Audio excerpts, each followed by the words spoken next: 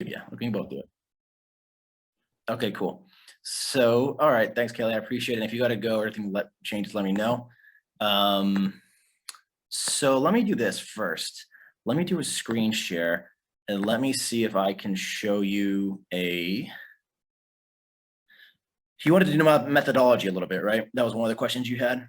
Yeah, because in the report, it sort of describes sort of top line, like using web searches and social media searches to like try to verify and try to see if you had false positives and things like that. But Right.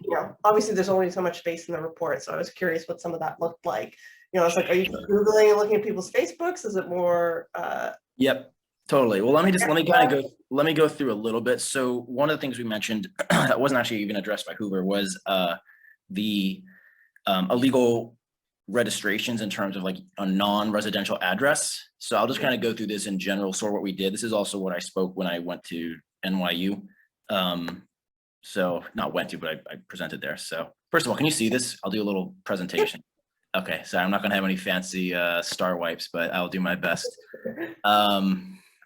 So I'm so not used to this. I apologize. So, okay.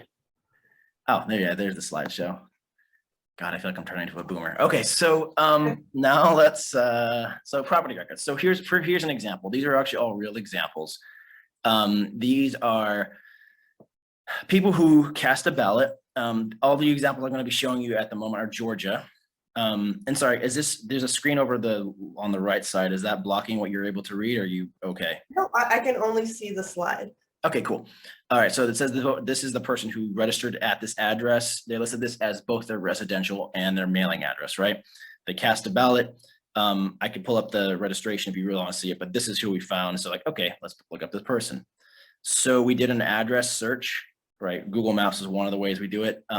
But any search engine, obviously, you could use, and we find that it's a family restaurant. It's Mom and Dad's Italian restaurant in Valdosta, Georgia. You can look around, you can see there. We even did online search results for this address and for the name. And so an About Us page confirms that this is indeed owned by Massimo Pistelli and his wife. And it kind of goes there, and I believe that's him. I'm not sure, but I believe that's the one. So yeah, there you go. The name you had was, which I guess is the. Just yes. Oh, so it could be either. Right, and just Chula. I'm sorry. Yeah.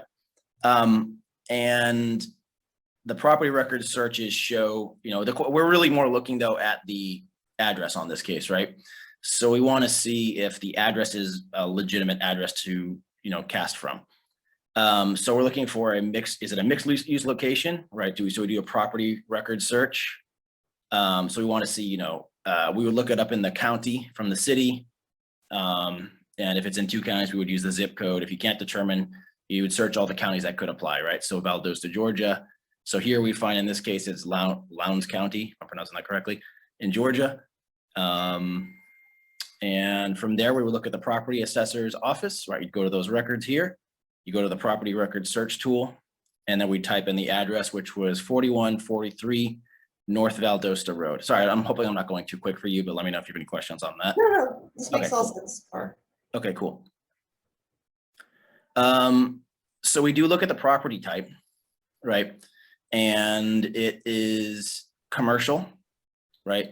It is owned by, so we're like, okay, we just want to say, who is that? So we dig a little deeper into that, and it says the agent name is Open Corporates. We could also go to the Secretary of State, but in the interest of time, I'll just kind of go through there.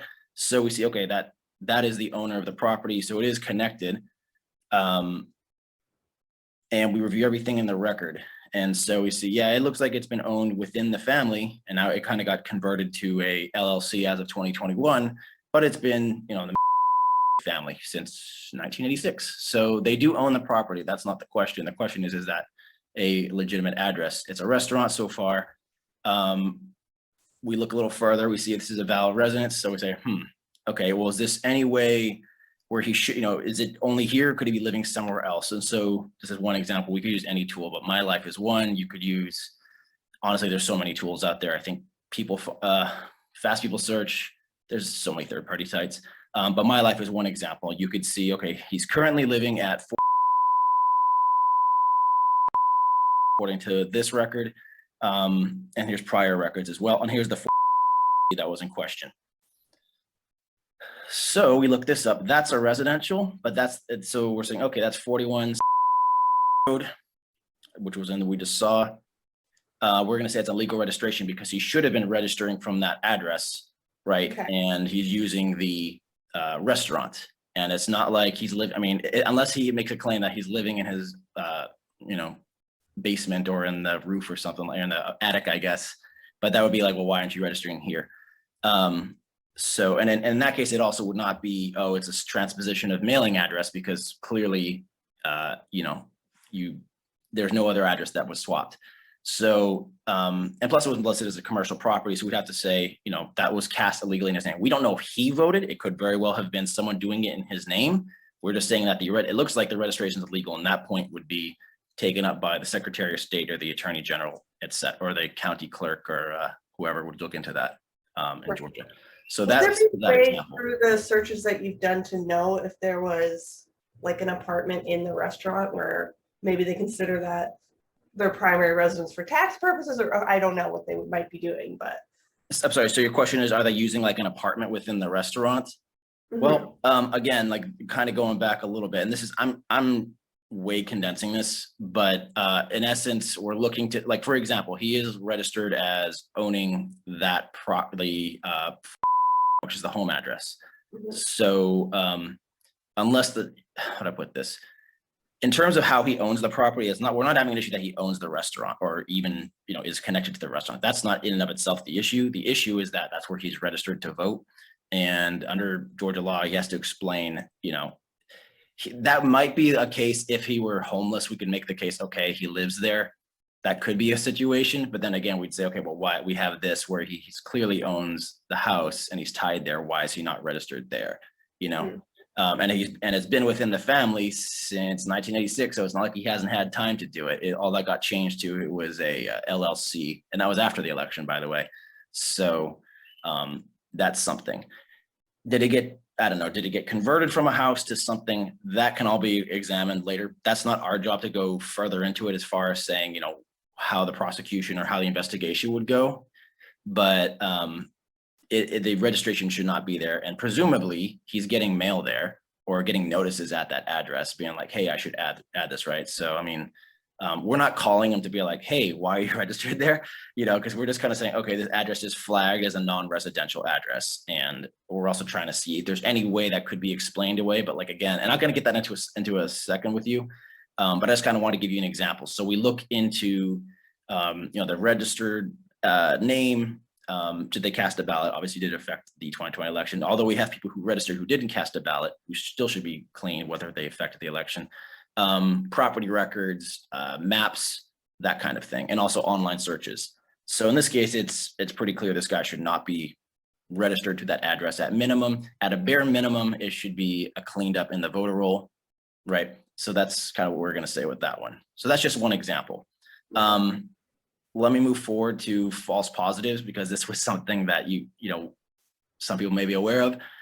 We've learned a lot from that experience. So the voter has, this is a situation where we found in Atlanta, there were people who had, this one has residential and mailing address, and it's in both columns, and they have multiple voters with this address. So in this case, it would be 249 Highland Avenue. And then these ones are like unit 230-XXX, although some of them also have, just might be unit whatever. At this location, there is, I believe, a mailing address. It's been a little while since I've seen this, sorry, but it's gonna help with a bulk search. But we're looking for the ones that are 230 because that's the mailing and shipping center. Okay. We made this early mistake. So, if you find other units that appear to be mixed use or residential, make sure you check the unit in question is not residential if one is specified. Okay. So to be clear, there are legitimate addresses at this location, right? So it's an Inman Park Village loft. Here you go. You can do that, and you can look in the property record, but point is they are real. However, you also see there's also businesses here. They may be just that on tax purposes, like people saying they're a little LLC or whatever. You also see at the bottom, in-town business center. That's actually what we're going to be looking at, but that's what flagged as a shipping and mail center with PO boxes or whatever rental units. So we also check the map or on the street view. Now here, because remember I said it was 245 North Highland Avenue, Northeast Suite 230, that's the one in question. So if anything is 230 or 230 dash whatever, that's what we're going to look at. Anything else, unless it's like an obviously a business, is not really what we're looking for, but that's what flagged. Apparently there's also Jazzy Paws. I didn't see that one, so that was fun. Okay, so we also want to see if we could check each individual unit. So in this particular example, we did look up 230, and I see like a little casino thing here, which is interesting. Google Maps is helpful with this, but again, I'm condensing this search way down, right? So like obviously this would take a little more time to do it. But we do see that it apparently is Big Eastern Events, Atlantic Casino Rentals. That may have been changed, but the address is still registered. It was registered at least back before the election, general election rather. So they may have updated it with a photo, but it appears that, you know, it's probably someone running a business, an LLC out of their post office box, right? And whatever, this is what they registered as. But the point is, we would look to and if there's not a unit listed, like for example, if we found what would I say, it was 245 North Highland Avenue, Northeast, and it was just that, we would try to check a little further and say, well, is there a unit registered? Sometimes in the mailing address, they do put that there. Like it might not be there, but in 230 is the mailing, like, that'd be a little suspect. We look to see if the unit's at the same location and make sure it's not residential, because it was 245 and like, 304 or something like that, which is legal. We'd say, no, that's probably legit. However, if it's just 245 and just 245 or 245 and nothing in the mailing address, it's likely going to be illegal because the location itself has to specify the unit or apartment according to the law, because you can't reside in the lobby unless you're going to make a case that you're, I guess, camping out there, I guess. I don't know what the word is, squatting, that's the word. So yeah, and we also say, which is kind of related to this, we just say don't rely only on Google Maps. Like Google Maps is a helpful tool, but in and of itself, it is not the answer for everything. I'll give you one example here. This is one that I struggle with a little bit, and then we figured it out. Was 2870 Peachtree Road, Northeast 207. It appears to be a residential valid address according to the maps. Seems to be legitimate, right? So here's an address. This is the 207. It looks here, I'm gonna zoom around, but look a little, and it seems legitimate on Street View too. Most people are like, oh, okay, that's legit. Moving on. But check again closely if you notice anything. This one took a little bit of eagle eye on this one to double check, but it got flagged. And in case you haven't noticed, the addresses around are 1800s, and this jumps to 2870. Because the address is not matching its surroundings, right? So that's off by 1,000. Google's not foolproof, right? It's putting for what it is there. So it is incorrect in the placement. When you scroll, there is no Northeast. It was an incorrect registration. It's only a Northwest. You will actually find it at right next to Party City. It's actually over here. And that is the actual issue. So map tools are great. They're not perfect. We don't solely rely on them, but they're like, don't confuse the compass of the map for the actual thing, right? We would have missed 16 illegal registrations. These are all considered Northeast, but there is no 2870 Peachtree Road Northeast. You're sure there's no 2870 Peachtree Road Northeast just because? We're pretty positive. I mean, again, Google Maps will have it here, but again, everything around his 1800s, right? I mean, it crosses a highway there. I don't know. That doesn't seem like definitive to me, unless it seems like something you'd have to go there yourself and look and see if you're not trusting the Google Street View. Exactly. I will say this. Like, we will say these appear to be illegal in their registrations. However, let's go through a couple of these. A lot of them are. I'd have to go through each of these ones too. The Party City, and there's the UPS store at this location. Well, you're doing Northwest though, and that's not what the address is. You're making an assumption there that all these people put the wrong. Right. Well, but what do you mean? Like, well, as far as are you saying that are you trying to say that this would not be 28 Peachtree Street Northeast because of the Palisades Road Northeast? I'm just saying, like, I don't think I can come to that conclusion just from like looking at the map and saying, well, all the other ones are 18 something, so that must just be completely wrong. Okay. And it must be Northwest. Like that's sort of a logical leap. Well, there is no 2870 Peachtree Street Northwest when we've looked it up. So Okay, so you're essentially saying it's a clerical error and it should just be northwest instead of northeast, and otherwise it's legit. Is that really what you're kind of going with that? No, that's what you're suggesting, is that it should be northwest, because there is a 2870 Peachtree northwest. Let me move forward then. So we would agree that 2870 Peachtree Northwest would be illegally registered, right? We could agree with that would be the case if it's Looks like it's kind of hard to see what all. well, it's a party city, and it's like there's a UPS store here. That's what I could pull up the actual thing if you really want to see it. Where is it? There's also, hold on if it's going to show up on your end. And also 2870 just by itself without northwest or northeast does not point to anything. I don't know if you can see this. You're saying there is no northeast, even though Google shows one at northeast. No, it's showing that it was saying that's a false positive. That's what we're saying. Like it would be a false negative, excuse me, because it would say, hey, this is a legit address, right? So what is this address here that I'm looking at, if not 2870 Peachtree Street Northeast? Appears to be an error in Google Maps. But by the way, we would also check into the records on this. Where I was kind of going with this is you're asking what the methodology, right? Is to say like, really the point is more look at don't solely rely on the maps. Like it could be something, it could be legit, could not be. But the point is like, look at the surroundings, right? So like, okay, so here's the thing. If you're going to say it's 2870 Peachtree Northeast, right? The thing is all of these are 1800 Peachtree. So taking the Northeast out of it. So you're arguing the Northeast. That's 1100 there. So, I mean. Or 1100, but it still jumps up from 1100 to 1800. So 2870 wouldn't make sense, right? You're arguing the Northeast would be here, and that would explain that, right? Even if that were true, that wouldn't explain the 2870. No, I feel like sometimes, don't you ever like go to drive to an address and it like jumps around in a weird way, especially when it's like a large building? I could mark this one down and I will get back to you on that one. If we made an error, then I will correct that one. I'll put it that way. But I'm just curious, like if we know anything about this building, like my instinct as a reporter would then be like, hey, what building is this? What's the address here? Can I get the name for this building?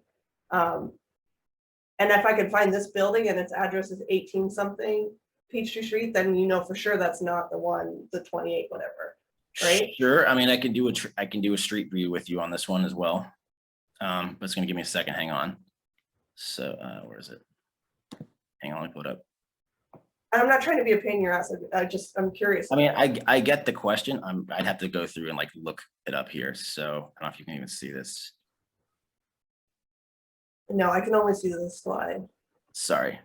But you get where I was kind of going with the point of that though, right? Like you understood that the purpose of like don't solely go off the street now, because if you just looked at it like, oh, okay, whereas I say, wait, check the surroundings. Sure, yeah, I think I understand that seeing those other numbers in the 1800s would prompt me to want to do more and not just check it off the list. Got it. Oh, let me see.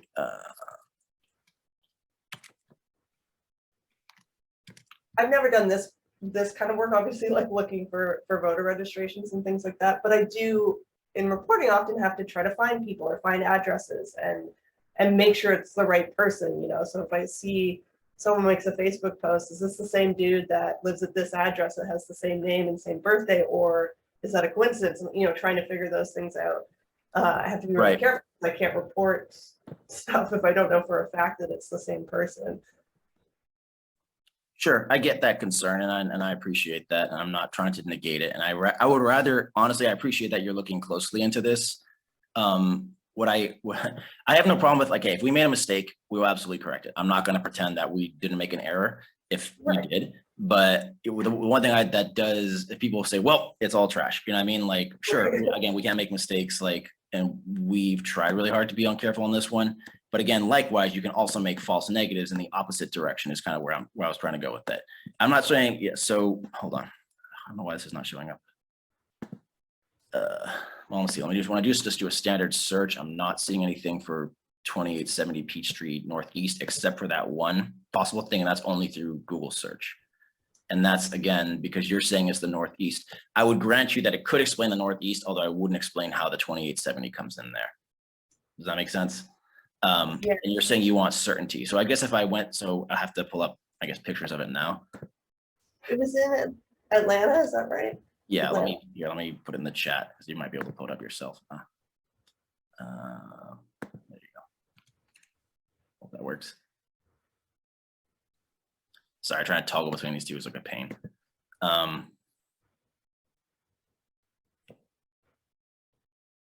That should be the address that comes up. If not, then I don't know what I just sent you. I thought that was the address. You might get some random Google search I was doing before.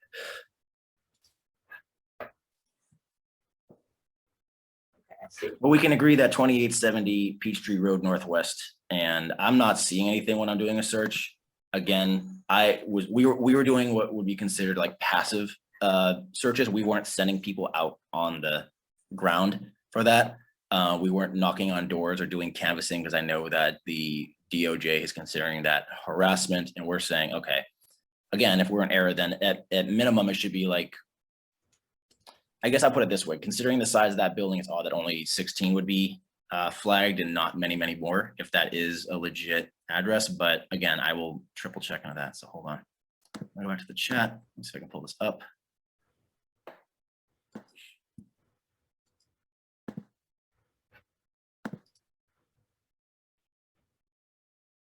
But I appreciate you checking. I'd rather, I appreciate it. So like some people will either just try to say dismiss it or automatically accept it. I'm like, no, I'm human. I can make errors too. Yeah. Sorry. And by the way, we don't look at party affiliation on this. I don't care. If someone casts a vote illegally, it does not matter to me if they're Republican, Democrat, or Independent. I'm like, no, Right, that, right. yeah. I know some people do, but I don't do that. Why is this not? Maybe it's my browser. Let me try this one.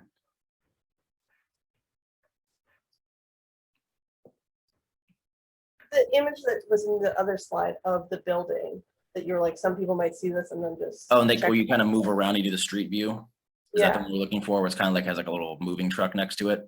Yeah. You can only go as far as you can see with the image on whatever Google captures on that, right? I can try to get ones from prior years, but they've like shut down my street view access. I don't know why. Well, let me see. Like, grab this.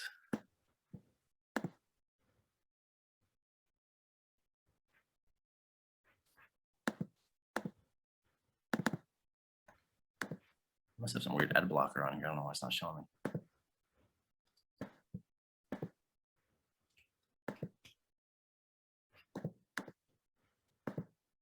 But I am not seeing anything that indicate. Hold on.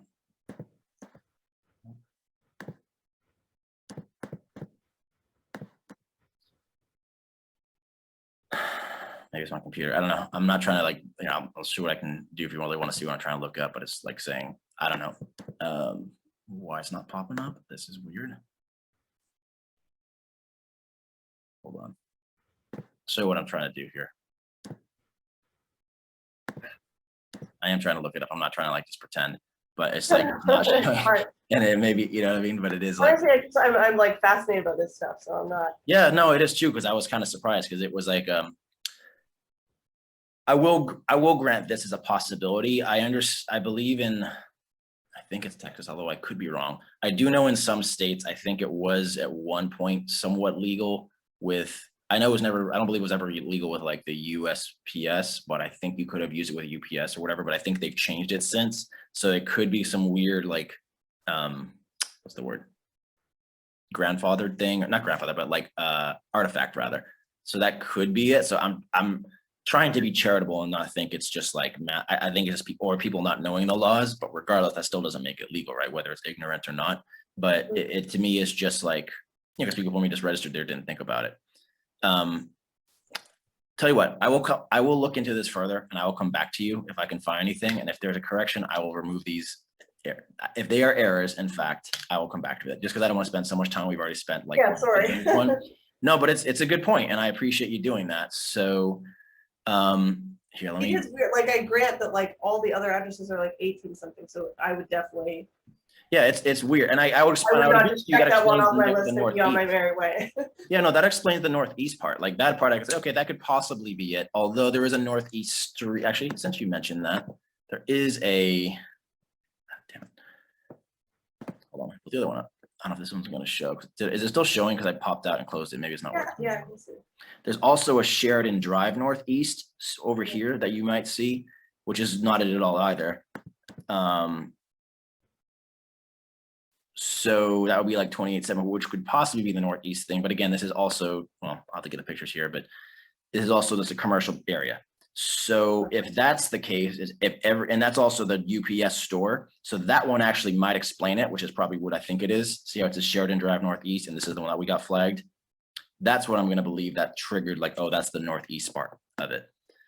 Or this UPS store. I don't know which one it is. Google's not 100% accurate, but that would, to me, that would explain it. Although Peachtree Street Northeast, I don't know. I know names change, but also here it says Northwest, right? So like, it says road, weird. Yeah, it is weird. And it's kind of those like old systems.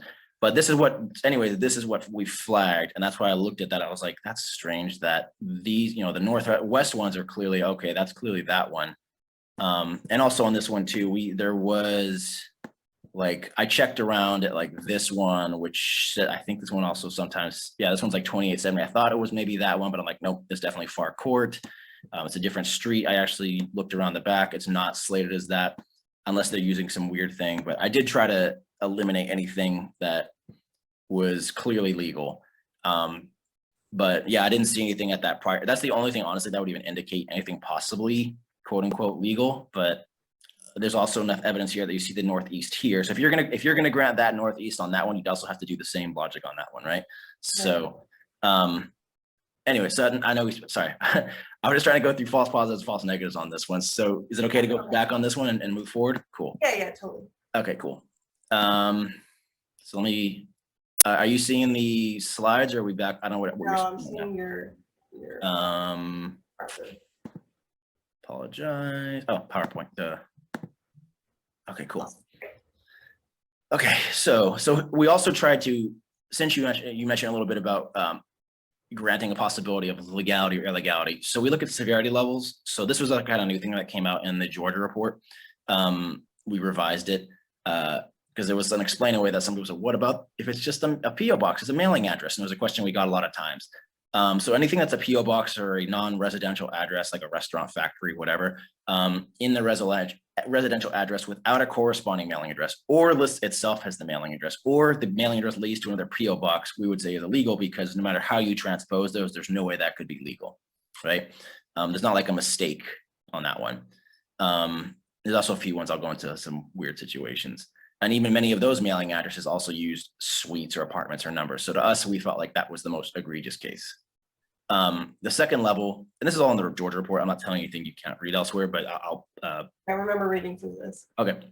Second one will be PO boxes or non-residential items listed in a residential address, and out of state is in the mailing address. So if they were swapped due to clerical error, if it was like corrected, it would still be illegal because they're claiming to be living in Georgia and they're clearly living in another state. It's the same thing, apartment, unit, or suite, which would cover an illegal PO box, residential mailing address. We even found one case where someone attempted to hide their out-of-state mailing address using the city and SIP in another state with a Georgia state name. So here's the actual example. The residential address was the one we just talked about, the Northwest one, right? But the mailing address is 1306 Vitalia Street, Santa Fe, Georgia, 87505. There is no Santa Fe, Georgia. There is a Santa Fe, New Mexico, 87505 with that street address. It's a false mailing address, or it's out of state, however you want to look at it. And when you go to that, we couldn't find one in Georgia, right? Like there's nothing here, although we did find a partial match in New Mexico, and it's the actual mailing address. So is that a legit residential address? Yes, but it is not in Georgia, right? That person should have been casting a ballot in New Mexico. It's also not an Army property or anything like that, where it would have some weird exemption. And again, this is, even if that person were a student or something, that you could argue, sure, they are allowed to cast a ballot as a student. However, their registration is false. And why did you put Georgia in? So I don't know if the clerk did this or whatever. But the point is that even if it were swapped, that would not be legal. So that's kind of, so we did find cases of that was a pretty egregious one where that's in terms of address being illegally registered. You're tracking so far, or is anything? Yeah. Okay, cool. Okay, cool. I wasn't sure. You kind of got silent, so I wasn't sure. Okay, level 3. So PO boxes are non-residential items listed in a residential address. And And so so in other words, like everything's in state on this one, but the mailing address is a non-residential location. So kind of like that one we saw at the restaurant. If it was due to clerical error, like maybe, oh, that's actually what I was meant to do. The question is like, okay, but you're still living in a factory or a restaurant or whatever. This is where it kind of gets into the gray area. That's why it's level 3. It's possible that that person lives on site. We found situations like that where the person's an on-site storage facility manager, and we saw things like that where they're in the online reviews or staff postings. We would try to eliminate those cases where like there was some way that that person could legitimately be living here because it seems like, okay, this is an address. I think the argument with the homeless is a little odd because then it's like, well, how are they paying for and maintaining the PO box? And you have to list that under the contact and billing information. And it still wouldn't really explain why you're listing your location as apartment unit or suite. So it's enough there that makes me go, but it's not, there could be some wiggle room on this. And that's where we're like, okay, this is where it starts to get into the gray zone because 1 and 2 are pretty clear. 3 is like maybe. And then, so this is one example. This is another one. I'll go into it real quickly, but this was in 5400 Glenridge Drive. This seems to be a post office, right? But the mailing address is a hair salon, which is in Georgia. Again, not a residential unless this person lives in the back or something. And in that case, they'd have to explain, why did you list, like the mailing address makes sense, but then your registration address doesn't make sense. So they're getting mail somewhere where they were registering somewhere they shouldn't be, it seems like. So that one's calling into question, but we'll grant that there could be some strange exception for like maybe 1 or 2 people, but that would require further investigation. And then this is the level 4. This is the one that probably has the most flexibility.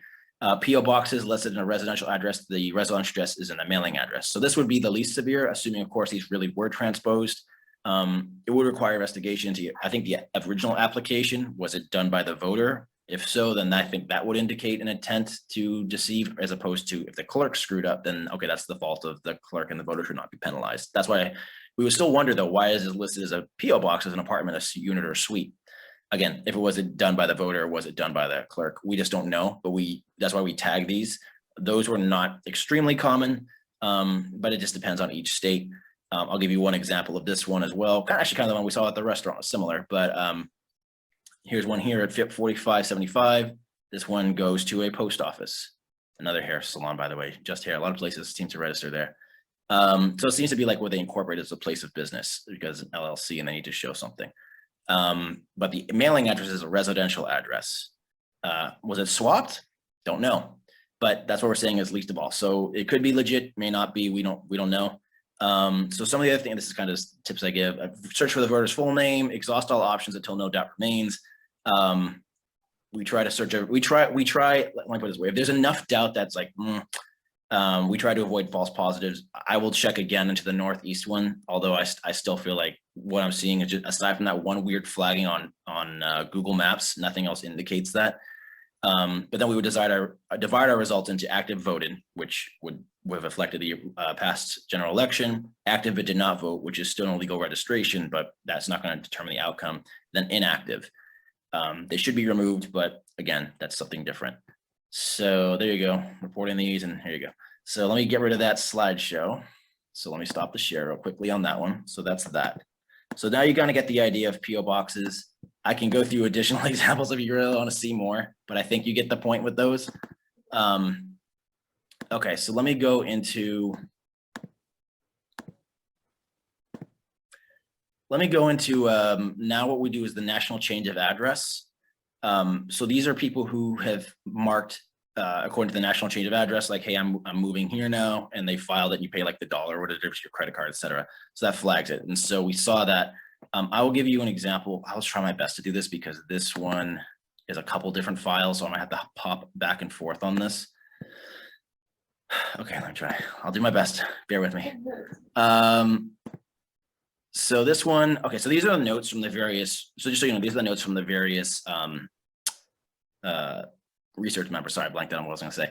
Also, when we do these, we do our best to make them random to avoid any kind of bias in terms of targeting it either, gender or sex, or someone who has a name that might sound more ethnic, or an age or whatever. So obviously they've been flagged on the back end. We we randomize these. So I guess they're not double blind, but they're single blind. The first researcher just gets whoever they get and they just pick that person. And then the team leads will then take a look at their findings and see, does this match up, or can I find additional stuff on them, or is this wrong, whatever. And then it kind How of do you randomize it?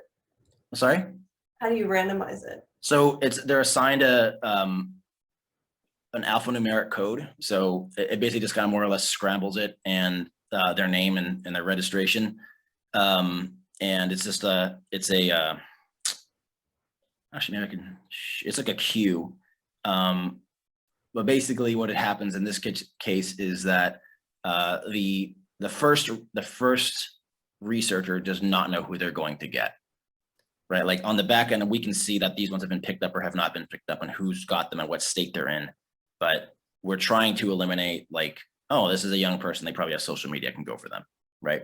Or people are gonna avoid John Smith because that's such a common name, it's gonna be really hard to find them. So it's unfortunate if you get that name, but you got who you got. Sometimes you get, yeah, so this was actually, again, these were all luck of the draw, when obviously we don't know ahead of time who we're gonna get. And this is actually losing a lot of researchers happens this way too, because I think they sometimes are hoping to, you got to sift through a lot, and we get a lot of unable to determines because you can only go so far with passive searching. But we find this is a little more effective gathering information rather than knocking on doors. Also a lot safer and time and cost effective. Matt's talked a little bit about that as well, about ghost voter knocking. Sorry, you can see the screen, right? The doc. Okay, cool. So this person wrote, legal person cast a vote. Oh, I should also give you a background on this particular voter too.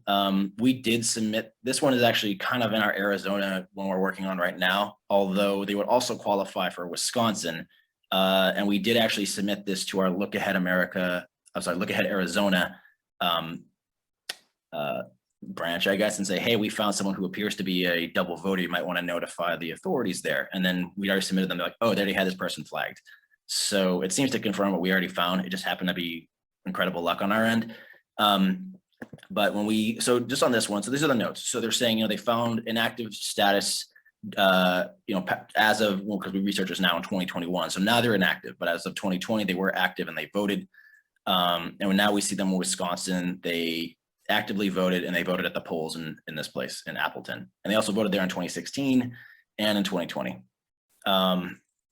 Actually, you know what? Let me do a bet. This might be a better way. Hold on. This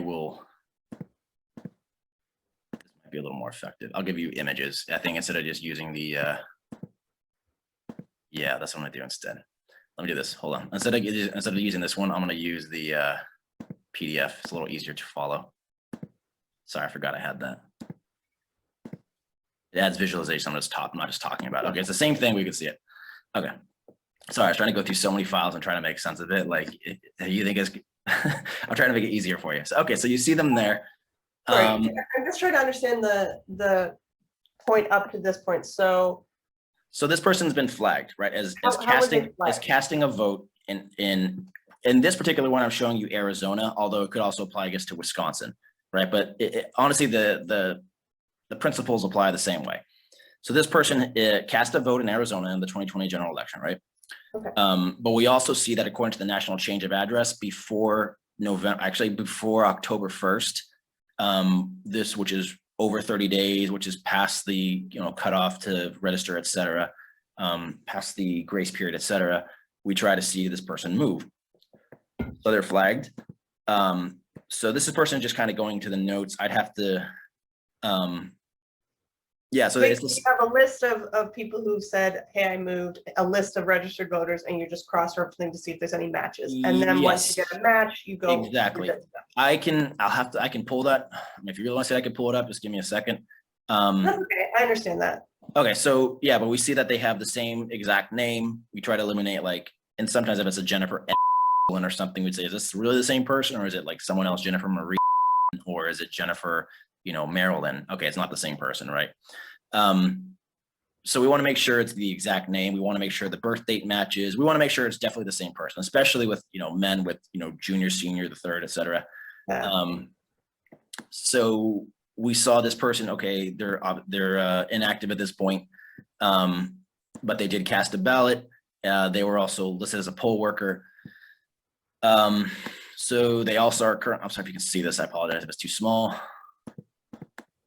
They cast a ballot, is that a little easier? Yeah, cast a ballot in Wisconsin at the polls in 2020 as well as in 2016. And that's not too big. Again, the property information using Melissa, for example, we see that she is not the property owner right now, but she is owned by someone else. So we try to see, for example, where I'm going with that is we try to see, did this person own the property? Because that's okay, that's clearly linking them to both properties, right? We want to make sure like we can connect them to both states, ideally, like did they move here and they lived here at one point?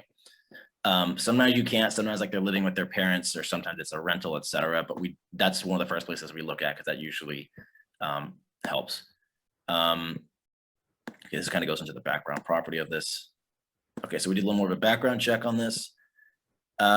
She did buy property at a different location in Wisconsin on 2021. This is not the address on the research page. So here you go. Okay, it is the same person here. And then social media. Okay, so now we're gonna go a little bit into this part. So we see that she's the owner of, but she was also a critical care nurse in April of 2018 to September 2020, which is when she got flagged as having moved. From September 2020 to June 2021, she was a trauma intensive care nurse, which is also a traveling nurse position. So here you go, it's the same thing right here, right? And now there she's going, and now she's in Wisconsin. We look up her from, we see that now she's based out of Wisconsin. She's a consulting agency. So hold on. Yeah, so essentially what we do, like we've seen that, okay, that we've had the address flagged, right? And there's another one here that gets a little more into detail on this one. Let me pull up the other one that's a little more in depth. Can you see this still if I switch out? Mm-hmm. Okay, cool. First of all, so that was from the first level researcher, right? As it moves up, the team leads kind of more or less falsify or check their work. Either they say, yep, this matches, I can't find anything that contradicts it. Sometimes they're like, no, that we couldn't determine it, but like, oh, this determines they were legal. Or it seems like they seem to have cast an illegal vote, or someone did. Or sometimes I've gone like, no, this person's definitely legal, even though they thought it was illegal. And I try to always see if we can make sure we've eliminated that before we make a determination, if possible. It's safe to be unable to determine. But for example, I said that person was a poll worker. It means she was willing to be one and not necessarily that she was one. The person who voted early in Arizona was between October 7th and 30th, because that was the early voting period in 2020. If she voted at the polls in Wisconsin, it would have had to been any time between October 20th to November 3rd. That was the early voting period, excuse me. She did reside at the Wisconsin change of address location, which we has flagged it before the address was purchased. So in other words, in 2020, she was there, but since then she's purchased in 2021. We looked up the number that was on the voter record. We see that it is associated with her. She's a nurse, right? It gives her NPI. It also gives another address that changed. This is an old one, by the way, from 2012. So she's basically, this person has gone back and forth between Wisconsin and Arizona. She travels, etc. And I'm gonna kind of skim all this, but we see that again, she voted in both in 2012, and which would match the 2016 vote. And then again, we see her 2020, which she registered. We see her frontline incorporated on July 7th, which would matches the Facebook we saw as well. We see that she, or someone her name, voted from an old address. And this is all the parsed out data, but that's what it looks like. We also see other searchers tying her to the previous location, which is where she's at now, but this is the one that got flagged, right? And then before that, Arizona, and then Wisconsin. And I get that these are not perfect, but we're kind of using them as a guide. And again, that number also matches to the NPI. Also, this is kind of what's interesting. We found her featured in a 2016 article about her.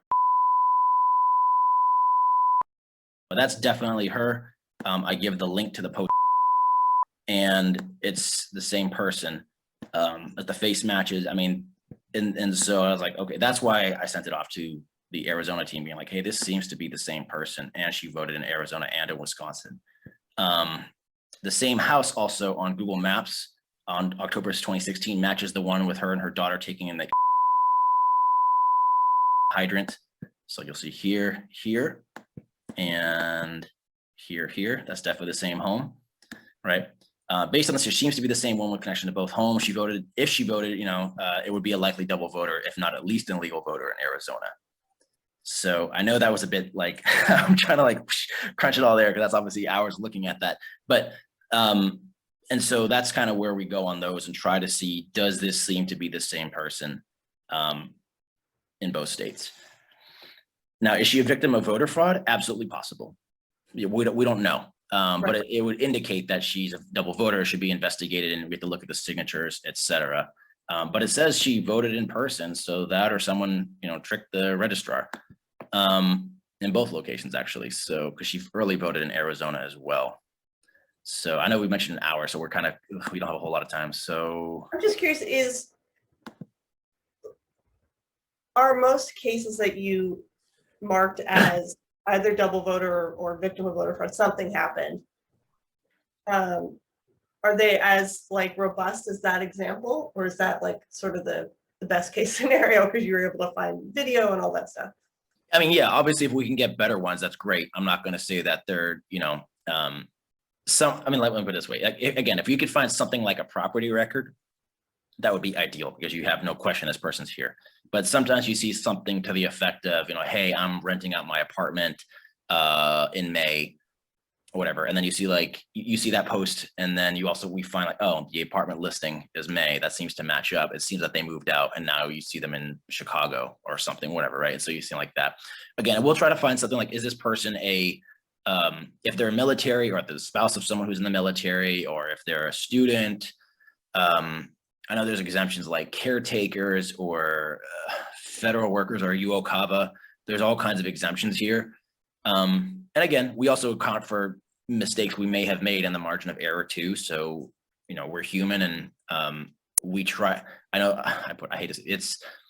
People might write illegal voter. I try to say they may have cast a ballot illegally, or one was cast in their name. Like, we ultimately don't know. That's kind of why I flagged, hey, Arizona, you might want to check into this person. But it does seem if they voted in person, you could check those signatures. That'd be pretty easy to check.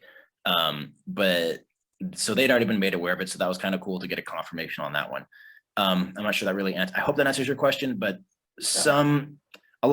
we have a lot of unable to determine. So I don't know if you remember the percentages we've listed. I don't remember off the top of my head, but I know I think there was ones we could determine. There's ones as legal, ones we could determine as people who appear to be illegal, if it was done in their name, or if they did cast it. And then there's just ones we can't tell, like especially with people who are much older in their 70s, 80s, don't tend to use social media, don't tend to have a whole lot of an online footprint aside from maybe like an address record in one of those third-party sites.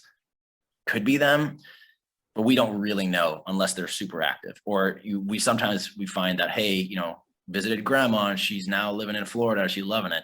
Okay, cool, we've confirmed that's her. But a lot of times we just can't determine, so we have to let a lot of those go. So maybe, but we try to give the benefit of the doubt on a lot of them, unless it's like, nah, it's pretty clearly them. I try to be strict about it. I'm not saying, again, I don't make mistakes, but yeah, that's where we go. So how did you get involved in all this? Like, what's your background?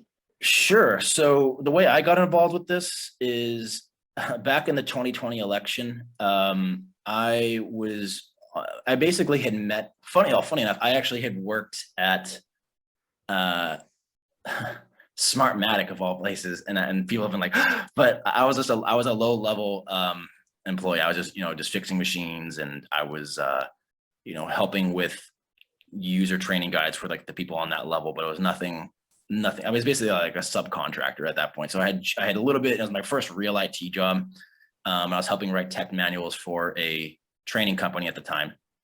But anyway, so when 2020 happened, I was curious to see, there's a lot of these claims that came out, and I got involved with the group that was looking for to see if there were cases of fraud. And we saw a lot of the stuff that was coming out that were frankly didn't have anything to them. Or we did, like, you might find onesie twosie if this person, had died and cast a ballot, but that's so much time and effort put into like one case. And one of our members, she actually happens to work for a marketing company, and I believe she runs her own company, and she says something to the effect of, oh, that's something we do. We run our business more or less out of the mailbox officially, right? So we say we're don't know, marketing supplies LLC. I don't know what the name of the company, but it was something like that.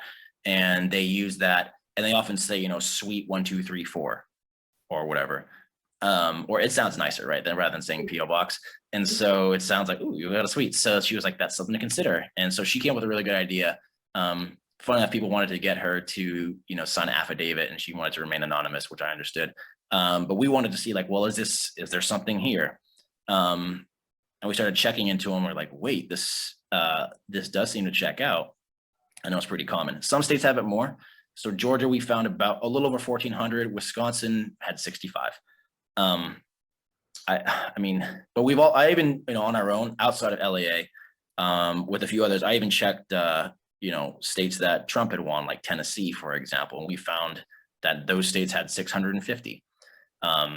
And I have notified the Secretary of State there. I don't know if they're going to do anything with it. So where I'm kind of going with is that there's dirtiness regardless of whether, you know, Trump won a state or Biden won a state or if it's in question, et cetera. I'm really just about, I want something clean and fair. But this was kind of surprising to me. And again, my suspecting is that it's either people who are ignorant of the law, or it could be some weird, what's the word? Artifact, I guess, of something in the past that maybe didn't get corrected or whatever. I don't know how much of it is, but the thing that is indicating possible fraudulent deception intent, for example, that person who's in New Mexico, right? That to me, I was like, that's a pretty high chance that wasn't a mistake. Or the clerks are making I don't know. I mean, at a certain point, I can't blame the clerks for everything because I feel like they got a lot of blame. I just want to make sure that this stuff is cleaned up because I want to say, hey, if this person legitimately won, they legitimately won. And I also don't want someone to cancel out my ballot, and you don't want anyone to cancel out yours. Even if they didn't cross the margin of victory, this is something that states should be doing. So yeah, I hope that answers your question. But that's kind of how I got into it. And then I ended up meeting Matt through that. There's a few of us who met with Matt, and I got hired with Look Ahead from there. So prior to Smartmatic, like what did you do for work? Prior to like I said, that was really my first IT role, which is pretty cool. But prior to that, I'd actually been working in Hollywood as a script supervisor on kind of like indie and low budget projects. And just kind of bounced around in Hollywood. But a lot of what I had been kind of drifting towards was continuity, or a lot of transcription, a lot of just attention to detail. So I guess that kind of gave me some training, and I'd actually, you know, that's kind of why I wanted to move out. And before that, I'd also had worked at Capital One. I helped develop a patent to combat fraud, as well as to help, you know, eliminate human bias in terms of giving out swag and, you know, products and things like that to make sure like, hey, are these what people are interested in? So that was pretty cool. That helped give out, that got me interested in, you know, tech writing, and that got me interested more into investigations and things of that nature. Yeah, so that's a little bit of it. So Cool. I mean, you mentioned that you think a lot of it is either mistakes or, you know, hangovers from the past, with a few examples of, not that you're going to accuse anybody of a crime, but, you know, maybe question marks about what could explain it. So I guess I'm wondering, because a lot of this has been used to be like, oh, people making claims the election was rigged, this happened, that happened. If it's just a matter of lots of people making the same mistakes or being sloppy or not doing the right thing, while I totally understand that that is illegal and should be fixed according to your view, that's different than like a rigged election, right? yeah, I understand what you're saying. Again, I don't know. I want to be clear. I'm not saying that it was all mistakes. I mean, it could all be illegal, right? I have no idea. I don't know the intent of every voter. I don't know if someone falsely registered in their name. I have no idea.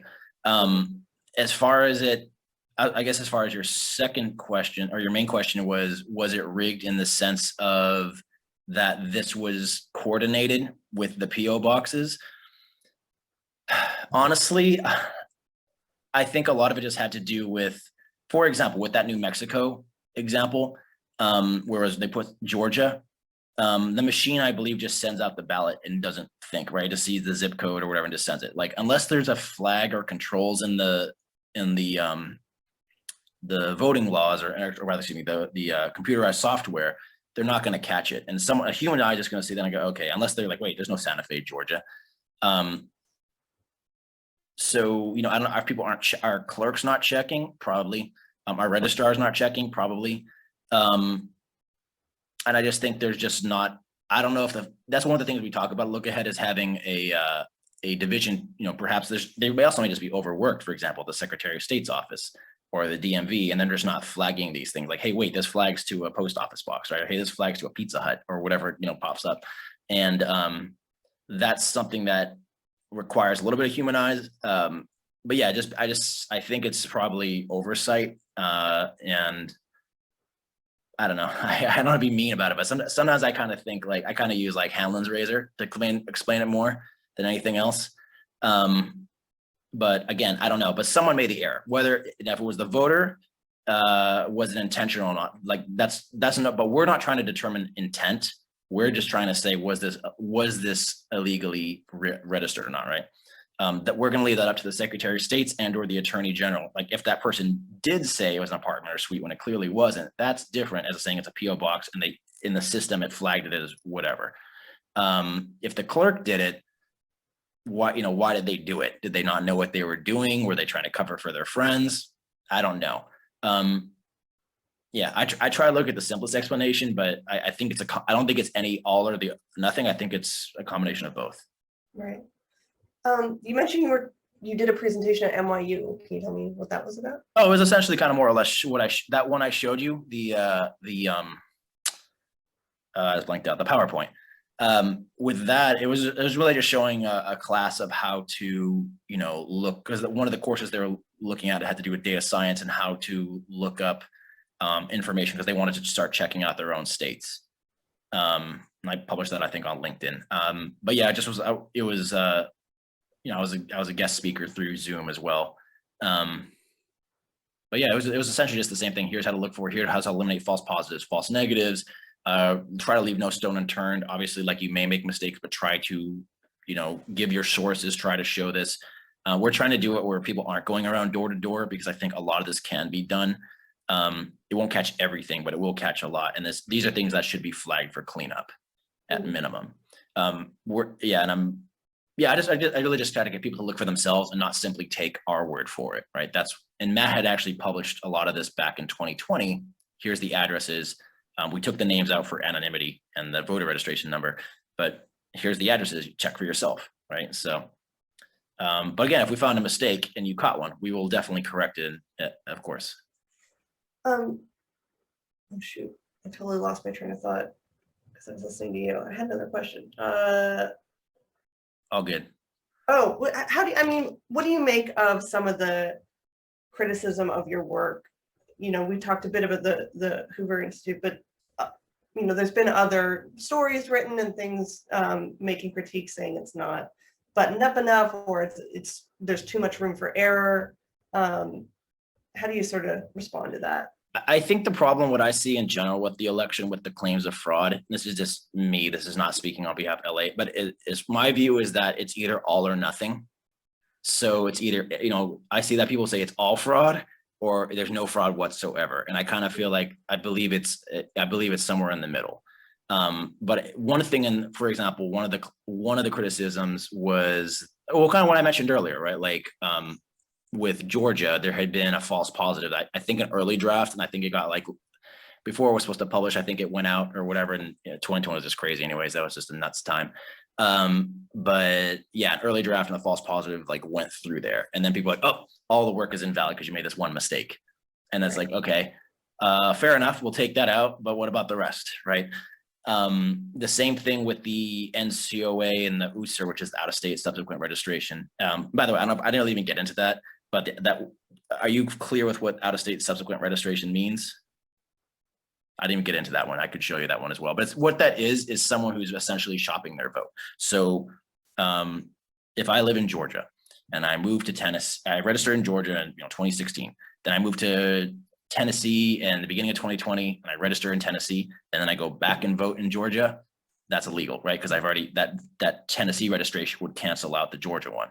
Right. But even if I have a business or family or whatever, it doesn't matter. The fact that you've registered in other states. So that's what we would find too. So we would try to, again, find people who have made it to both states. We try to connect them there and be like, did they not know and not remember? I mean, I don't know. Again, that's not our place to determine. All we're saying is that the ballot was illegally cast, right? So that is not up to me to determine motive. I leave that up to the AG or the Secretary of State. But as far as our work goes, I've seen there was criticisms of it made, but again, it just seemed like it was trying to disprove all of our work and say, well, we found one mistake or one possible mistake, and we checked again and we didn't say anything that fit. And even in their response to, you're talking about Hoover right now, but like in their response to us, they're like, well, they kind of quibbled over this one thing. But they were trying to say that, it's all nothing. And I was like, don't you think this is worth looking into? Even if it doesn't pass the margin of victory, I think that we should be concerned about people who are, I just think election integrity should matter, right? Why do we accept, is it okay for one? Okay, is it okay for 10, 100, 1,000? Like, what's the cutoff point? If it didn't cross the margin of victory, okay, 10,000 is fine. So that's just something I think, regardless of whatever your political leanings, that should be something that we all agree needs to be cleaned up. That's really it. Do you believe there's a way to completely eliminate all illegally cast ballots and votes? You will never 100% have absolute perfection, but I think we can do a lot better than over 1,400 that we found in Georgia. It'd be one thing if we found like 14, right?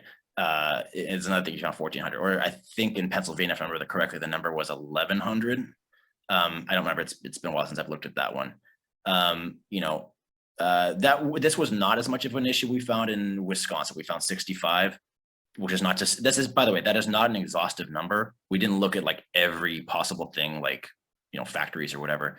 But we did check out, okay, the most obvious ones would be like post office boxes or, these are also extrapolations, right? You guys looked at a sample and then. You talk about the NCOA and USER and the indefinitely confined ones, for example.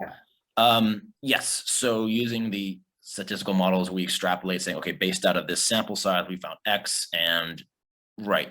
But that would be, you could make that same argument about risk limiting audits, which is usually 1% of the entire state. You take of actually each, I think, county, if I remember correctly, for the state, and you say, well, based on this, we found this is the result, right? Like, and that's kind of the contention now, like, well, that doesn't check everything, as opposed to the full forensic audit, which is like everything, which would be exhaustive. You could do it, it would just take forever. So in the interest of time and budget and just what we have available, we say that given that this is the sampler, and that's why you calculate margin of error and confidence levels, et cetera, in there. So we tried to present that in Wisconsin, this last one especially. So we try to do that more. But again, if you find mistakes, we are welcome to correct it. But again, I don't think you should throw the baby out with the bathwater. And I do think it's something looking at, because if we did find vulnerabilities, such as the PO boxes, such as the national change of address, such as the out-of-state subsequent registrations, Eric is supposed to catch that stuff, and apparently it didn't. So, we found, and we didn't even look at all the tranches. I know there was 3 we didn't examine. So that's really all my kind of thought is on that one. Yeah, no, that makes a lot of sense. I think that's all my questions. Is there anything I'm missing or you really want to make sure that you're clear about? I explained to you the out-of-state subsequent registration, so you get that idea, right? It's vote shopping. Okay, so I don't need to necessarily give you those. I didn't go into the indefinitely confined. I know you probably got like, I guess because that one was would sway the Wisconsin determination. So if you read the report, the Wisconsin Supreme Court said that those were illegal. However, you'd have to prosecute those one by one. You could do it if you had a lot of time and money. But we again are trying not to look and say, the funny thing is on this one, like people say, well, that proves Trump won, or that proves Biden won, because theoretically, like, they could have all been for Trump, right? And that widens the margin, or the other way around. But we just say it's just a mess. We don't know. But we just look and say, this person claimed to be indefinitely confined. They clearly weren't. Here's them bicycling or on a water ski, whatever, things like that. And we find their social media.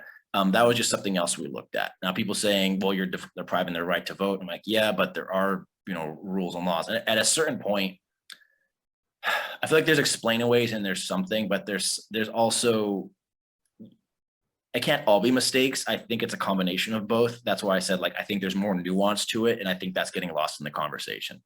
You know what I mean? But I think this should be something that people look into and not outright dismiss, but at the same time, don't automatically assume it's a giant conspiracy. We're trying to be as best as we can. We have obviously our own political leanings, but we are trying to say, okay, was this ballot cast illegally?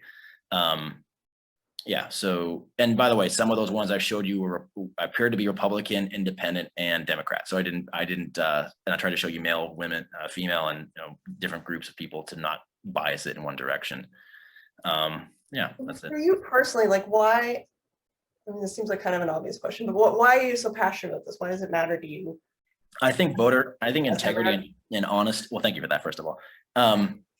I mean, well, you're a journalist, but I would think you also too are interested in the truth and honesty and accuracy. The fact that you even are kind of flagging me on that the Northeast one, I was like, what? So like now I'm kind of in doubt because, well, did I make the mistake on the Northeast? And I was like, wait, no, it does over here. It says Northeast too. Okay, that would possibly explain it. But now I really want to go in and check that one because maybe I've made. Sorry, I didn't mean to ruin your day. No, I'm gonna beat myself up every day for hours now. But I wanted to. Yeah, I mean, and I've looked at so many of these, and this one's a little older, so I don't remember every single case. The frustrating thing to me is that there's a lot of claims out there that are not true. We actually addressed one of those recently. I don't know if you got a chance to see it. It's not even related with this. We looked at the Antrim claims in the Antrim report. We actually got a lot of pushback on the right for that, for example, because we were like, no, a lot of this isn't true. Although we did find like a contract violation in here, which actually would nullify the whole certification, et cetera. But we got pushback because it was like, oh, you're fighting the narrative basically. And I was like, we're not going to lie just for, you may think we're lying because you don't agree with us.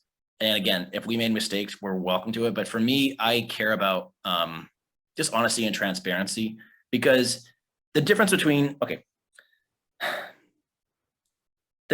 someone, if someone was voted in fraudulently is a much bigger concern than, if you're of the opposite political leaning and being like, okay, well, people were, manipulated or lied to or whatever, right? Like we need to do better on this. Those are completely two different problems, right? Because one, you can actually you just got to market a message better.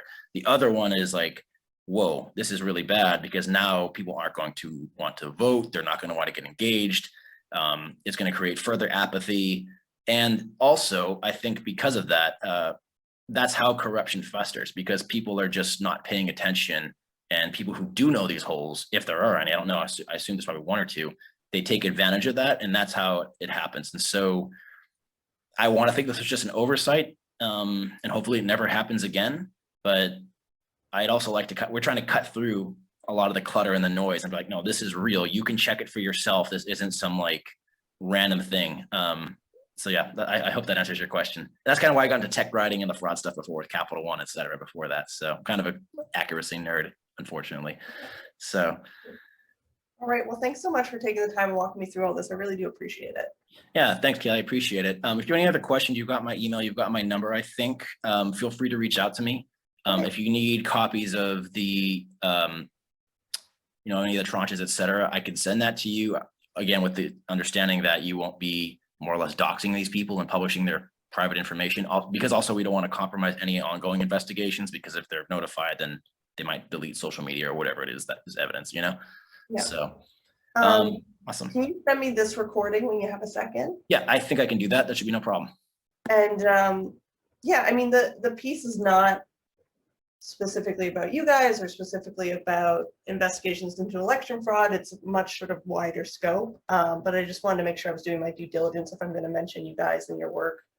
I want to make sure I understand it. It's not just like a throw over the line. No, I totally appreciate it. And I appreciate you being thorough and fair with your questions. And if I can help you out in any way with this information, I appreciate it. So I believe you've also got the response to In the Hill, or I guess Hoover, and that as well. So I think you got everything. So we're good.